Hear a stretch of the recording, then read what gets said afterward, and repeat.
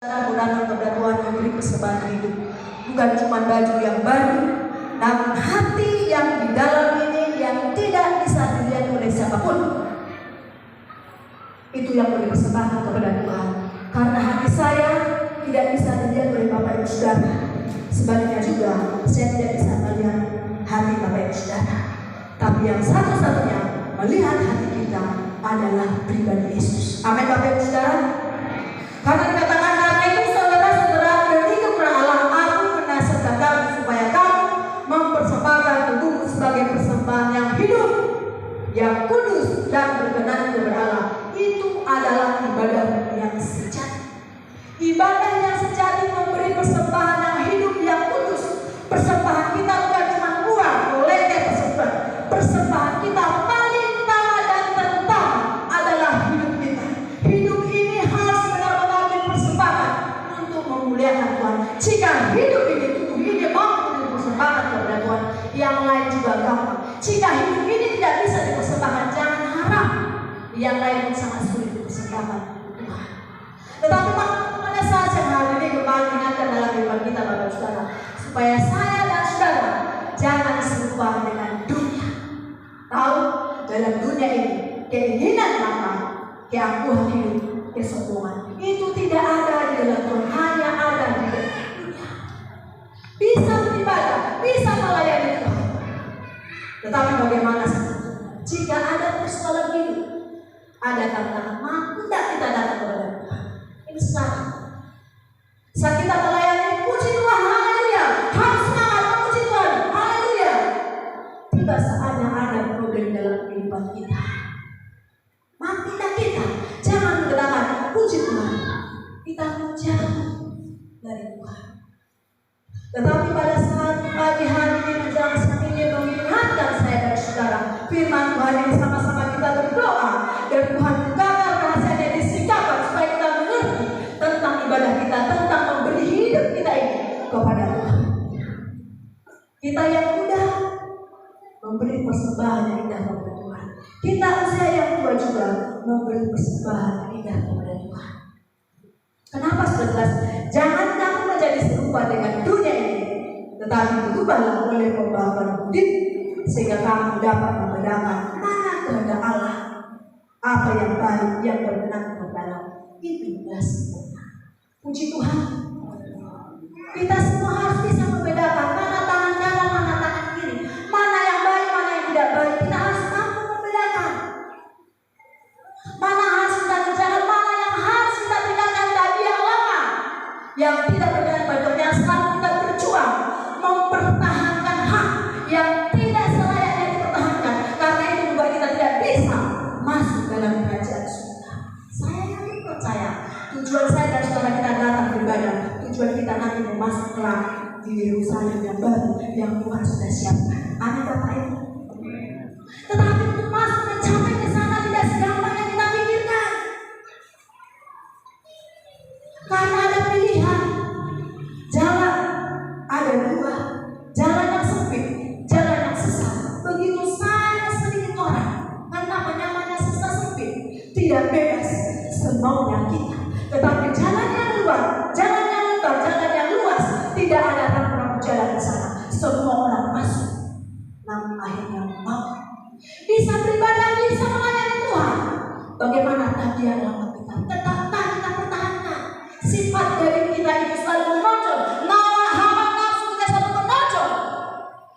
Yang kita pertahankan. Kita rindu mau diberkati Tuhan, tetapi kita tidak mau berubah, tidak mau kita berikan persembahan kita kepada Tuhan lewat hati kita. Hati yang mau dipersembahkan Bapak Ibu Saudara bisa ditegur, bisa dinasihati, bisa diperbaiki oleh firman Tuhan. Amin.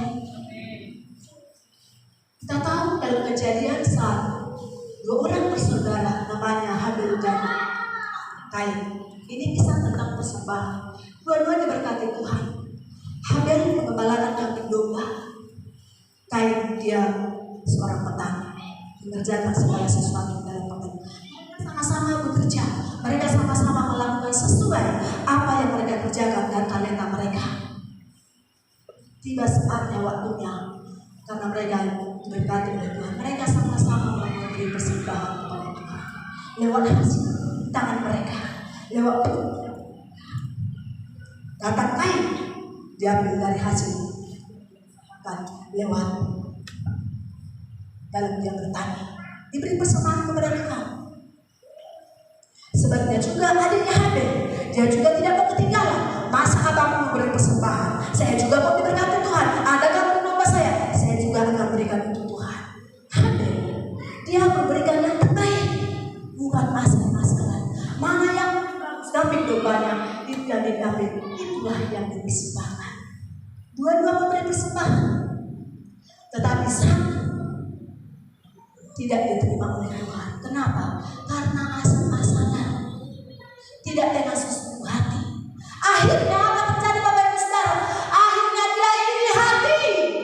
Dia tidak senang, dia tidak bahagia kalau akhirnya diterima Tuhan bersamanya. Sebenarnya seorang abang dan adiknya dia senang kalau adiknya diterima Tuhan bersamanya. Maksudnya sebenarnya bertanya, kenapa persembahan saya Tuhan tidak terima? Tetapi dia tidak seperti itu Bapak Ibu Saudara. Dia iri hati. Akhirnya hati membunuh. Sekarang kita bukan membunuh orang, sekarang kita firman Tuhan yang tidak sesuai selera kita. Sama-sama kita bagus dan berjuang membunuh firman yang kita dengar, jangan dibunuh. Firman Tuhan yang kita dengar itu harus direnungkan, dilakukan supaya hidup saya dan saudara hidup berbahagia karena Tuhan. Kalau hanya diberi persembahan yang akhirnya persembahannya naik ke atas, dicium oleh Tuhan, berbau harum diterima oleh Tuhan. Saya dan saudara kita rindu persembahan kita diterima oleh Tuhan. Amin. Tubuh kita, tubuh, jiwa dan roh ini harus benar-benar dipersembahkan untuk Tuhan. Tidak cuma hanya tubuh, tetapi hati kita tidak mau kita persembahkan. Ingat, saya katakan, saya ulangi, hati saya tidak bisa dilihat oleh Bapak Ibu Saudara. Sebaliknya, saya juga tidak bisa melihat hati Bapak Ibu Saudara. Hanya Tuhanlah yang tahu dalam kehidupan kita semua. Nah, pada saat itu ditekankan, jangan kita serupa dengan dunia. Kalau kita baca tuh Bapak Ibu Saudara dalam 1 Yohanes itu dikatakan di sana, janganlah kita mengajar. 1 Yohanes pasal 2 ayatnya 3. 1 Yohanes pasal 2 ayat 15 sampai 16 dan sampai ayatnya 17. Demikian firman Tuhan. Sebab semua yang ada dalam dunia, yaitu keinginan daging dan keinginan mata serta keangkuhan hidup, bukanlah berasal dari Bapa, melainkan dari dunia. Dan dunia ini sedang lenyap dengan keinginannya, tetapi orang yang melakukan kehendak Allah tetap hidup selama-lamanya. Ayat 15. Janganlah kamu mengasihi dunia dan apa yang ada dalamnya. Jikalau orang mengasihi dunia, maka kasih akan Bapa tidak ada di dalam orang itu. Puji Tuhan. Kita sama-sama saudara, janganlah kamu mengasihi dunia dan apa yang ada. Jikalau orang mengasihi dunia, maka kasih akan Bapa tidak ada dalam orang itu. Bahkan kata masih jelas, semua yang ada dalam dunia, keinginan daging, keinginan mata, bahkan serta keangkuhan hidup. Bapak Ibu Saudara, kita tahu semua, pertama sekali manusia jatuh dalam dosa. Siapa Bapak Ibu Saudara? Manusia jatuh pertama sekali, siapa yang jatuh Bapak Ibu Saudara? Bukan Adam, Hawa. Matanya tidak bisa dikuasai oleh firman. Matanya sudah dikatakan, ya sudah dilarang Tuhan, biar jangan kamu memakan buah pohon kehidupan. Tetapi karena matanya selalu belum dipandang tertarik. Kita semua Bapak Saudara, mata kita juga harus kita doakan. Amin Bapak Ibu Saudara. Biar mata rohani kita terbuka. Ini kerasnya agaknya telinga dengarkannya. Karena sudah jelas dikatakan, sebab semua yang ada dalam dunia, yaitu keinginan daging ini hawa nafsu yang tidak bisa dikontrol. Doakan supaya hawa nafsu harus dimatikan dari keinginan daging kita. Karena keinginan daging, keinginan mata yang itu harus dilenyapkan. Bahkan sudah jelas dikatakan, bukan berasal dari Bapa, melainkan dari dunia. Bahkan sudah jelas dikatakan, sebab dunia ini sedang lenyap dengan Tetapi orang melakukan kehendak Allah hidup untuk selama-lamanya. Mana yang kita pilih? Kita pertahankan keinginan daging kita akan binasa. Tetapi kalau kita tinggalkan keinginan daging kita, kalau kita mau melakukan firman Tuhan, hidup kita hidup selama-lamanya di dalam kasih Tuhan. Jika kita mati dalam Tuhan. Jika Tuhan tiba saatnya mau dibangkitkan, kita juga akan bangkit dari antara orang mati. Amin Bapak Ibu Saudara. Jangan kita pertahankan yang tidak bagus. Kalau kita kembali membaca Bapak Ibu Saudara di dalam 1 Timotius pasal 4 ayat 8.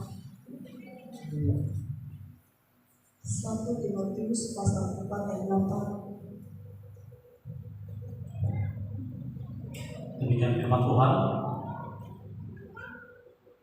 Latihan badani terbatas gunanya, tetapi ibadah itu berguna dalam segala hal, karena mengandung janji baik untuk hidup ini maupun untuk hidup yang akan datang. Puji Tuhan. Latihan dalam kita beribadah terbatas gunanya. Katakan latihan badani terbatas gunanya, tetapi ibadah itu berguna dalam segala baik hari ini untuk yang akan datang. Ibadah itu selalu mengingatkan kita, memperbaiki hidup kita lewat kita mendengarkan firman Tuhan, lewat kita dengarkan puji-pujian, pujian Bapa lewat majelis puji Tuhan, suara bagus sebagai Tuhan. Bagaimana kita ibu? Utusan kami tadi ibu yang menyanyi, berapa orang kami ibu? Bahkan kita Tuhan di GPD Elsade cuma 5 orang yang bangkit di depan. Ini pertanyaannya. Senang bagi kita di tempat ini cuma 5 orang kan berdiri. Andai kata tadi ada di BK1 pasti 4 orang, 5 orang berdiri di depan. Bagaimana kita bangga, senang tidak mendengarkan suara. Sudah dikatakan roh mau hijau. Jangan merasa hati ini. Amin.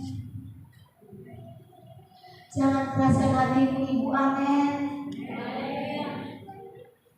Roh mau hijau. Selagi diingatkan kita ada dipanggil, jangan jual mahal, murah tak laku. Biar kita dalam Tuhan. Biarnya ini agak berat dengan yang betul Bapak Saudara. Siapa kita?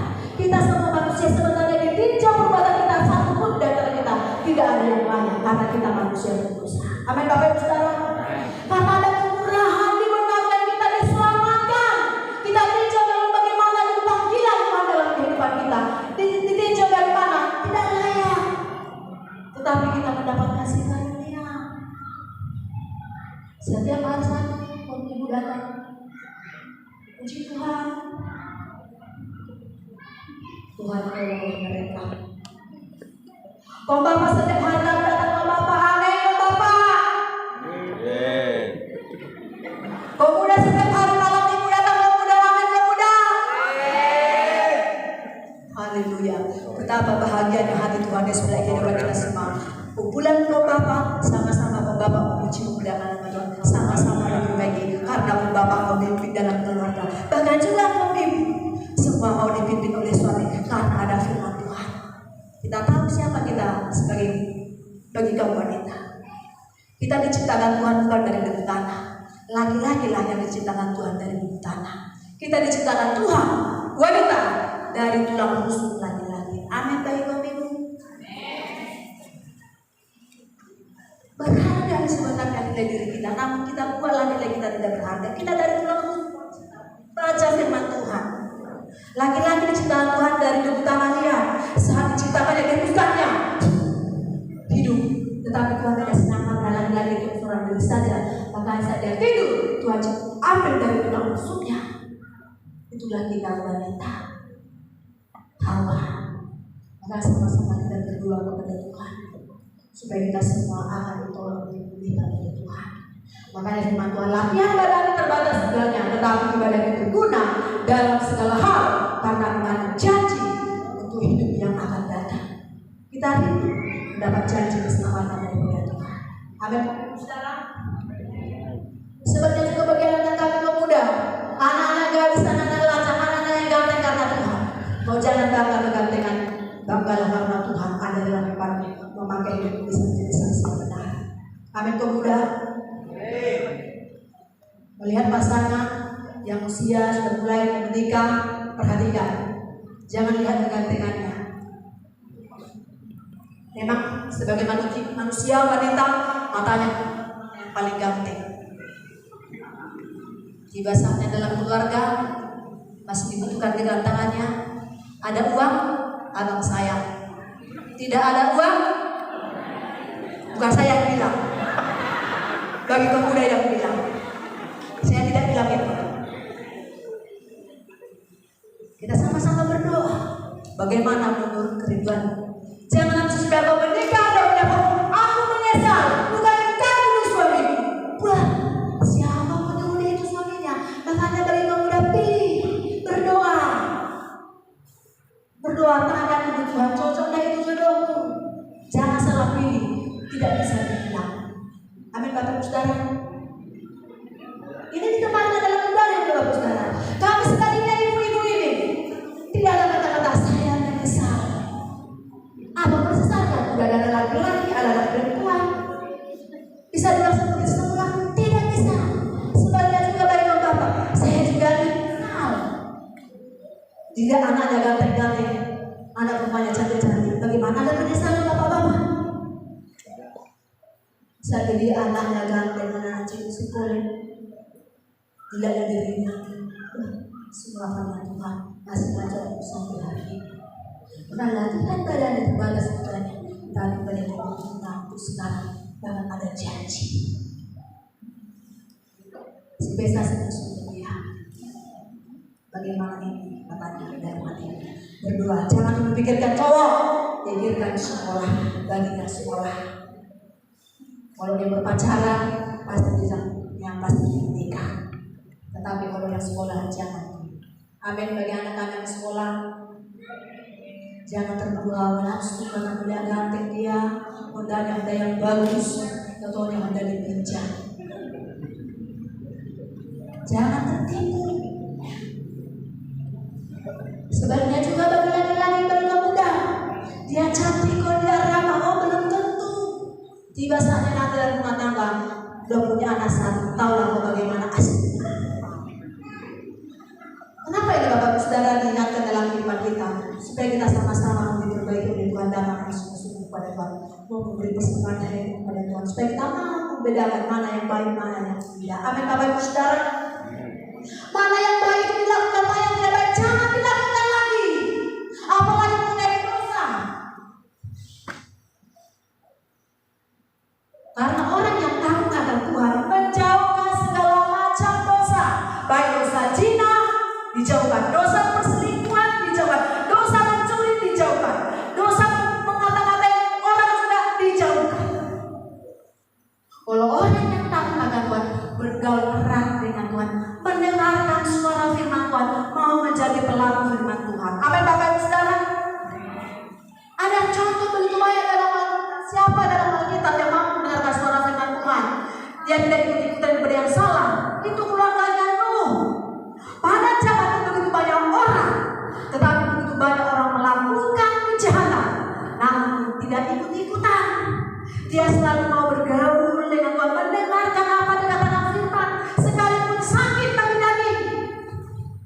Tetapi Tuhan sudah berfirman kepada aku, karena Tuhan sudah menyesal melihat bagaimana ciptaan Tuhan itu, manusia itu menjalankannya hidup yang rusak. Tetapi dia ingat bagaimana hubungannya dengan Nuh. Segala sesuatu pun diputuskan oleh Tuhan kepada bumi. Tuhan sudah berfirman kepada Nuh supaya Nuh memiliki persiapan. Nuh itu adalah pemimpin kepala dalam rumah tangga, istri dan anak dan anak. Pada zaman itu Nuh lah yang mau mendengarkan firman. Kalau orang lainnya tidak mau mendengarkan firman, saat Nuh membangun keluarganya, bangsa itu bicara keluarga, pasti orang lain banyak ngejek, masa bodoh. Nuh membuat bangsa, masa bodoh, selalu di gereja, selalu beribadah kepada konselat, BA, beribadah, keluarga, urusan berdoa. Ya, kalau kita tidak mau seperti itulah nilainya berdoa. Tetapi kalau kita senantiasa keluarga kita, bangsa keluarga kita mau terselamatkan, dengarlah firman Tuhan. Itu dikerjakan. Amin Bapak Ibu Saudara. Lewat kita ibadah, memberi persembahan hidup Tuhan. Memberi persembahan hidup, tubuh ini boleh disembahkan memohonkan kemuliaan dari Tuhan. Bukan tubuh yang mati, tubuh yang sehat. Bahkan juga dikatakan Bapak Saudara, kita baca di dalam Ibrani pasal 10 ayat 22. Ibrani pasal 10 ayat 22.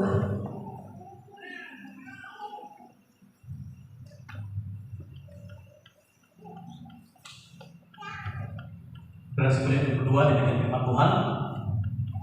Karena itu, Ibrani pasal 10 ayat 25. ayat 25, janganlah kita menjauhkan diri dari pertemuan-pertemuan ibadah kita seperti didasarkan oleh beberapa orang, tetapi marilah kita saling menasihati dan semakin giat melakukannya menjelang hari Tuhan yang mendekat. Puji Tuhan.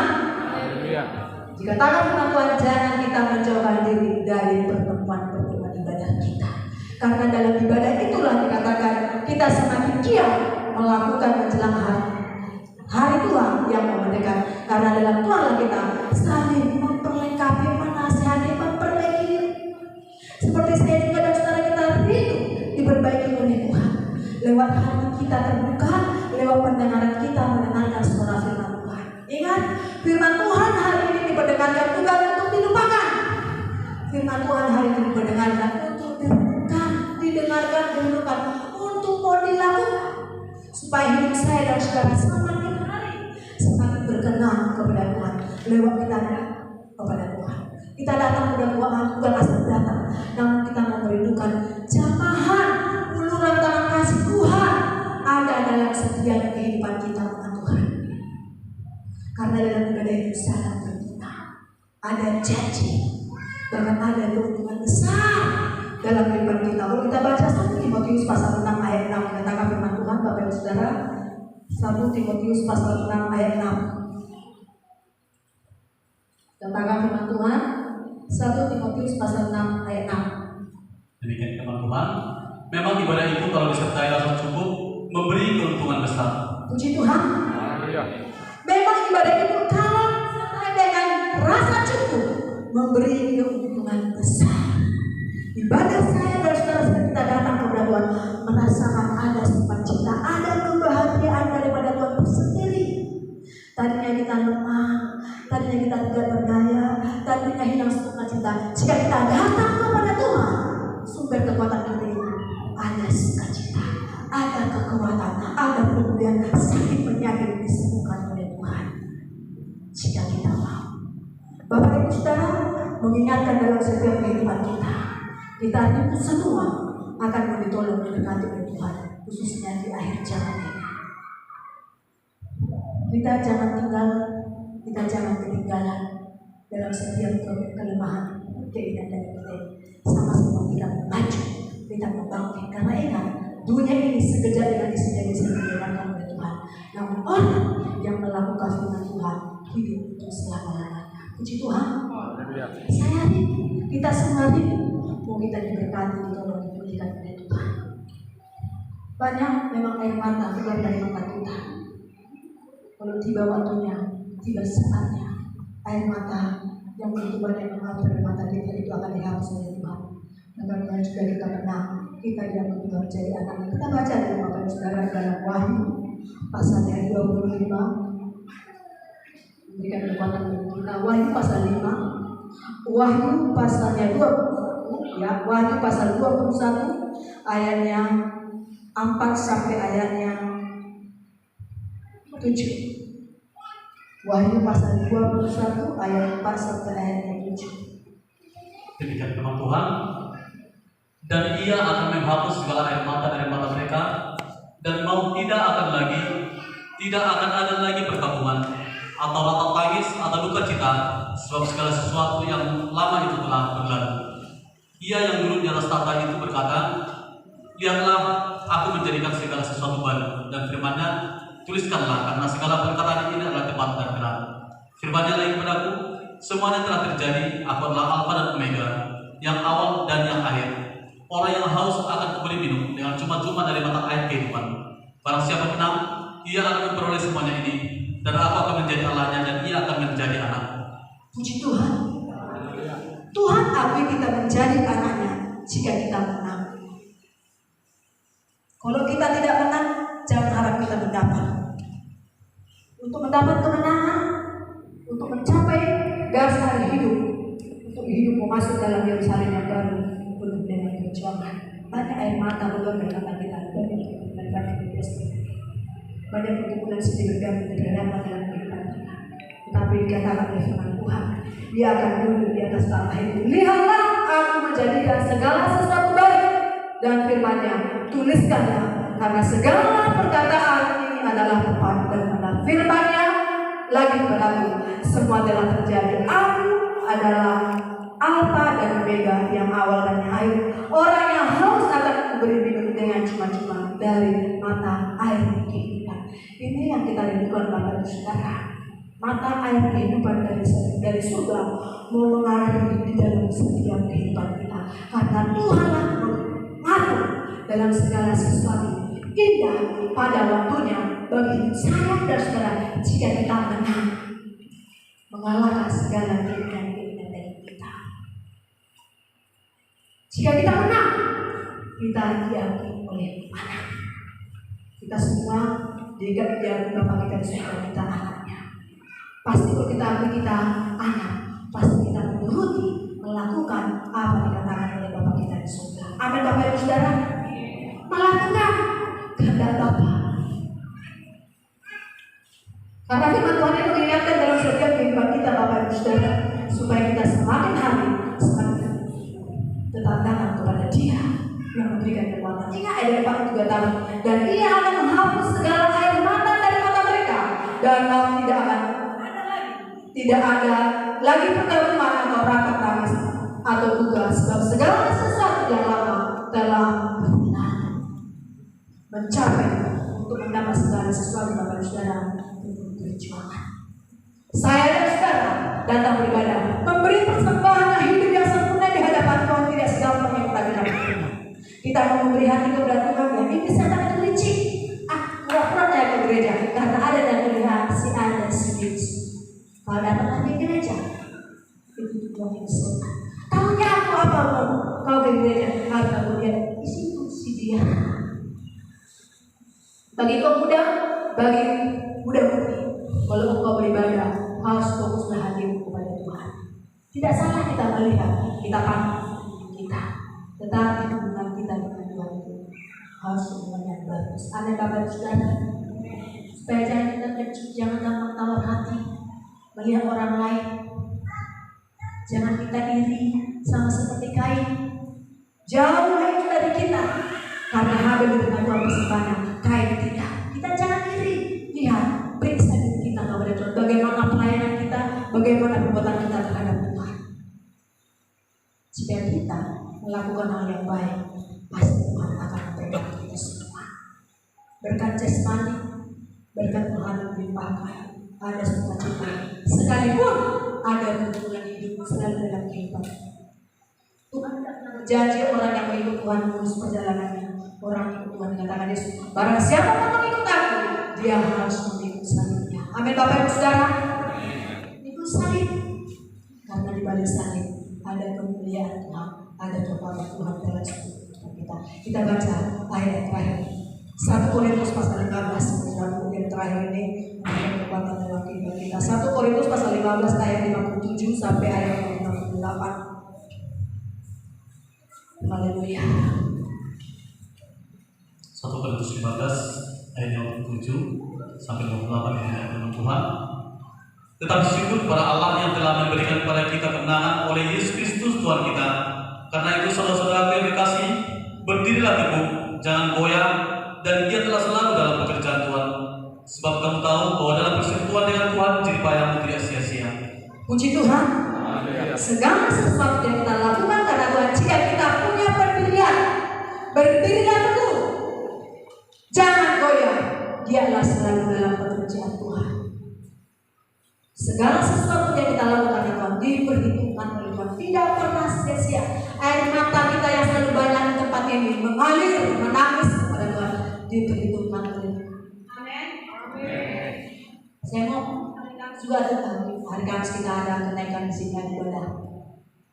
Jadi akan datang sama-sama kita berdua. Apalagi ini Bapak Ibu Saudara, tanggal 25 bulan ini Kita dalam merayakan 25 tahun pelayanan tempat ini. 25 tahun dikatakan tadi kita berpuasa. Harus ada menjadi komitmen dalam kita melayani Tuhan. Karena setiap perbuatan kita, pelayanan kita kepada Tuhan, apapun yang kita kerjakan dengan Tuhan, katakan tadi firman Tuhan, supaya kita tidak pernah sia-sia. Artinya Bapak Ibu Saudara, semua diperhitungkan Tuhan. Maka kita kian selalu melakukan pekerjaan dari Tuhan. Amin Bapak Ibu Saudara. Kian terus dikatakan secara jelas, berdirilah jangan goyah, kianlah selalu dalam pekerjaan Tuhan. Jika tidak ada firman, jika tidak ada Roh Kudus, tidak ada kekuatan kita. Namanya manusia. Manusia yang kita harus selalu menonjol, tidak mau melakukan. Tetapi jika lagi kita ini kita matikan sedikit demi sedikit, tetapi firman Tuhan sedikit demi sedikit ada dalam kita. Kata Yesus, firman itu akan bekerja hidup dalam hidup kita, ada kekuatan. Karena sudah jelas katakan Yesus, akulah jalan, akulah kebenaran, akulah kehidupan. Dia jalan, dia kebenaran dan kehidupan. Kita ikutilah perintah Yesus. Pada saat kita diingatkan dalam kita, supaya kita memiliki komitmen, supaya kita memiliki pendirian yang kuat, tetaplah berdiri, jangan goyah. Dia adalah selalu dalam pekerjaan Tuhan, supaya kita tidak sia-sia. Puji Tuhan, hati yang selalu bersyukur. Bagaimana kegiatan signifikan itu dan selalu yang mampu dengan hati. Sampai segera teman-teman Tuhan, Tuhan Yesus memberkati.